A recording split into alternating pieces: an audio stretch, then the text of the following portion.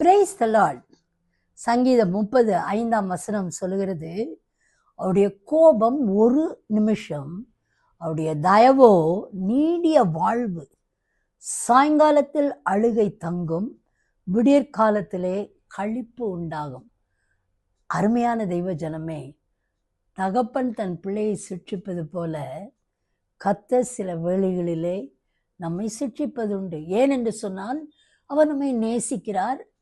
உத்தம வழிகளிலே நாம் நடக்கவும், அவரை பின்பற்றவும், நாம் அவரோடு காணப்படவும் கர்த்தர் சில வேளைகளில் கோபம் அடையலாம், உண்மை.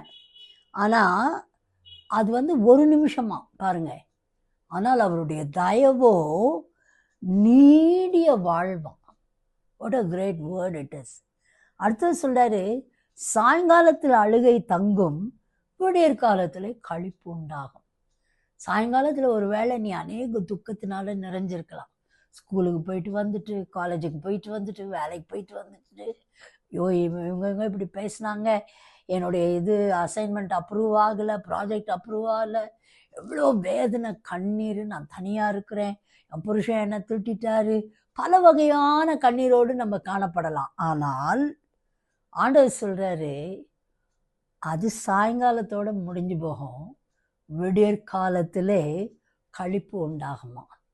இதை யார் செய்யக்கூடியவர்? நம்முடைய தேவனாகிய கர்த்தர், நம்முடைய ஆண்டவராகிய இயேசு கிறிஸ்து ஒருவர் மாத்திரமே இந்த சீனை அழகாய் மாற்ற முடியும்.